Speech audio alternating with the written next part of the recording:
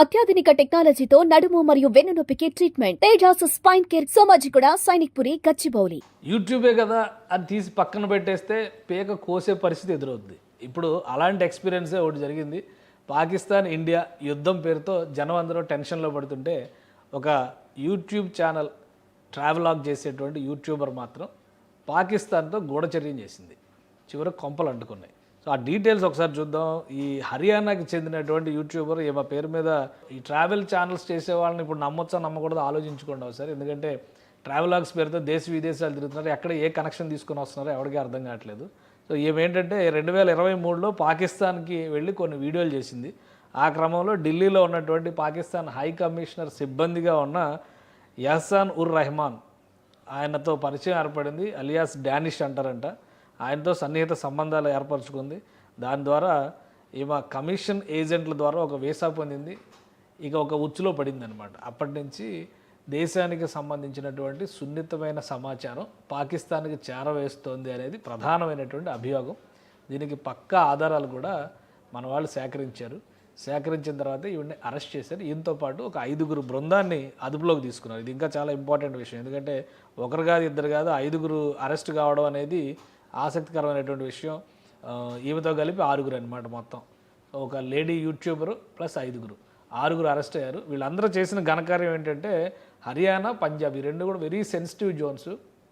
మీరు గమనించి చూస్తే కనుక జమ్మూ కాశ్మీర్ మీద అటాక్స్ తర్వాత హర్యానాకి బార్డర్ ఉండదు. బట్ ఏంటంటే బియాండ్ హర్యానా ఇప్పుడు ధర్మశాల ఇవన్నీ ఎట్లయితే టార్గెట్ చేసిన హిమాచల్ ప్రదేశ్ పరిసర ప్రాంతాలు, అదేవిధంగా పాకిస్తాను ఈ ప్రాంతాలన్నిటి మీద కూడా వెరీ క్లోజ్ టు బార్డర్స్ అనమాట. ఇవన్నీ ఆ బార్డర్కి దగ్గరలో ఉన్నటువంటి పంజాబ్, హర్యానా వీటిపైన టార్గెట్ చేసింది. ఆ ప్రాంతాల్లో సైనికుల కదలికలకు సంబంధించినటువంటి సమాచారాన్ని ఈ మహానుభావులు అందించారంట. మరి ఇది పిచ్చో వెర్రో వేలం వెర్రో లేదా డబ్బుకు లొంగిపోవడమో ఇంకేమైనా రీజన్స్ ఉన్నాయో మనం చూడాలి. ఎందుకంటే ఈ డానిష్ అనే వాడితో కలిసి ఆమె సమన్వయం చేసుకుంది. ఆమెతో పాటు పంజాబ్కి చెందినటువంటి కొంతమందిని కూడా ఇందులో ఇన్వాల్వ్ చేసింది. జ్యోతికి సంబంధించినటువంటి WhatsApp group, WhatsApp, Telegram, Snapchat ఇవన్నీ కూడా ఎన్క్రిప్టెడ్ ప్లాట్ఫామ్స్ ద్వారా ఈ ఏజెంట్లతో ఎప్పటికప్పుడు ఏమో సంప్రదింపులు జరుపుతున్నట్టుగా కూడా డేటా సేకరించారు ఇన్వెస్టిగేషన్ అధికారులు. సో ఇది కొంప ముంచేటువంటి విషయం. యూట్యూబరే కదా అని చెప్పి లైట్గా తీసుకోవడానికి అవకాశం లేదు. చాలా సీరియస్ విషయం ఇది.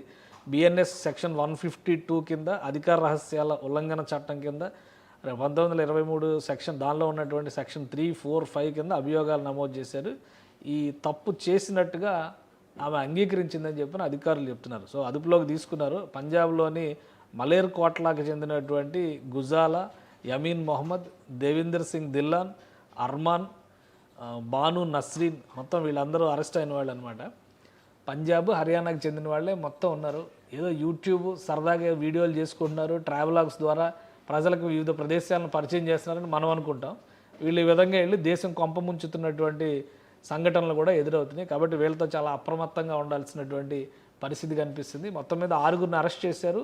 ఇటీవల జరిగినటువంటి ఆపరేషన్ సింధూర్ సమయంలో కూడా సైన్యం కదలికలకు సంబంధించి ఒక యూట్యూబర్గా సమాచారాన్ని సేకరించి ఆ వివరాలని వాళ్ళతో షేర్ చేసుకున్నారు. ఇవన్నీ ఎన్క్రిప్టెడ్ ప్లాట్ఫామ్స్ మీదే షేర్ చేశారు. బట్ ఆ డేటా రిట్రీవ్ చేసేటువంటి అవకాశం మాత్రం ఏజెన్సీకి కంపల్సరీ ఉంటుంది, ఇన్వెస్టిగేషన్ ఏజెన్సీస్కి కంపల్సరీ ఉంటుంది. కాబట్టి యూట్యూబర్ అనేటువంటి ముసుగులో ఈవిడ చేసిన ఘనకార్యం ఇది. జో ట్రావెల్స్ అంటే ఈ ఛానల్ కనుక ఒకవేళ చూస్తే చూడండి, జ్యోతి ఆమె పేరు Jyoti, travel with Jyoti Malhotra. So ఈ పేరుతో నడుపుతున్నటువంటి ఆ లింక్స్ ఏమున్నా కానీ, హ్యాండిల్స్ ఏమున్నా కానీ వెరిఫై చేసుకోండి. చాలా సీరియస్ అఫెన్స్ కింద కన్సిడర్ చేస్తుంది. ఇది దేశద్రోహ నేరం లాంటిది ఇది కూడా. కాబట్టి ఆ పరిధిలోకి వచ్చేటువంటి చట్టాలన్నింటినీ కూడా ఉపయోగించారు. శిక్షలు కూడా చాలా సివియర్గా ఉండేటువంటి అవకాశం ఉంది.